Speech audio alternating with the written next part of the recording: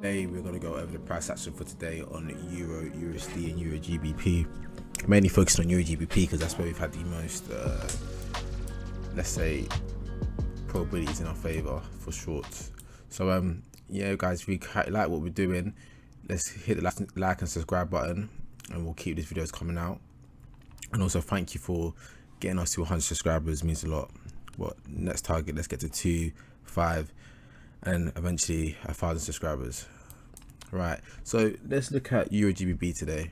Yesterday we took a short for 3% here, where we were discussing how we tapped this order block and we came down to the H4. Hold on, let me do this. And yeah, we came down onto the H4. We noticed that was a raid of this high and we went bearish off that, and I did say that this is where we could possibly turn over in price to continue our bearish run and possibly attack the low, resting here. Okay, yesterday we were using this fair value gap as a draw, and I was also discussing how if we don't take this high out again, we possibly could see a bearish run take place from somewhere in this area. Now overnight we had created this fair value gap, and you can see how price today literally went into this fair value gap here, and then put the session, yeah, went into this fair value gap here and just sunk quite nicely. The 15-minute was where it was beautiful.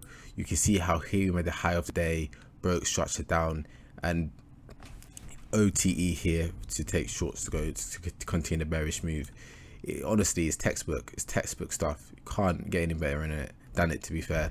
Again, the only reason why I didn't take it is because I wanted to see preferably a H1 MSB of this low, and as I said, I wasn't willing to risk anything considering we already made 3% yesterday. I just didn't see the need. But again, this is something to journal. Perfect stuff. Sorry guys, apologies for that. Anyway, yeah, I did want to see preferably a H1 MSB here and the H1 close below this low before getting in for shorts on the M15. Purely because the way I was looking at it was we were kind of in a, let's say, discount on the H4, and considering we were in this fair value gap and it was a H4 rate, we possibly could have seen higher prices. But before we went down, so like a higher retracement up before we went down, but it did hold quite nicely, and in hindsight it's a good something nice to study. Going into tomorrow, again, still looking for bearish prices. As you can see, one thing we have made here is this H4 order block just here. It will be interesting to see how this holds going into tomorrow. We could possibly expect a move up into it and possibly bearish to continue our bearish momentum. Another area we need to be careful of as well, that I've just realized, is this H12 fair value gap. So if this H4 level was to fail, this is where I would expect shorts from. So we've got two levels here that we can look at for shorts, but we just gotta be when we are trading intraday and we see price trade to these two levels here, we just gotta be paying attention to the H1 and M15 and look for them market structure breaks, so we can be confident that that level will hold. So let's mark out this high here as well. Let me put this as H4 OB, and I've got this. Let me just put, I'm not going to mark out low there yet, but yeah, this is what I'll be looking at for tomorrow. Okay, and it's interesting to see how that's a H4 high just underneath that H12 fair value gap.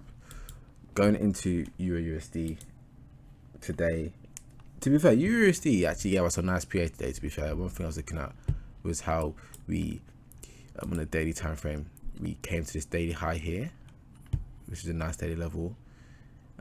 That was also a H4 high, and what I was looking at was this fair value gap here as a possible draw. Now we didn't take any trades in it, I wasn't paying too much attention to it, but it was just interesting to see. If you look at when we tap this this daily high and this H4 high, we made a M15 MSB here, And we also had this order block here as well to go short off, which is basically OTE again. Now our target could have been this H4 fair value gap, and it's a similar premise as of yesterday. When we have a H4 area in premium, we can expect it to then retrace to discount. It's just pinging from PDRA to PDRA. But again, as I said, I wasn't really paying attention to Eurusd, considering how choppy the PA has been for the past few days. Going into tomorrow's price action,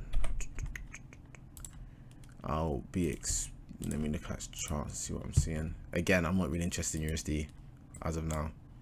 You can see what happens when you reach this order block up here, but as of right now, I'm not really interested in it. It just looks like we're creeping up slowly towards this area here, and then possibly to look for MSB downwards. But again, I'm not really interested in what's happening on USD right now, to be honest with you. So that's all for today. Like and subscribe, guys, and we'll catch you either tomorrow or Saturday.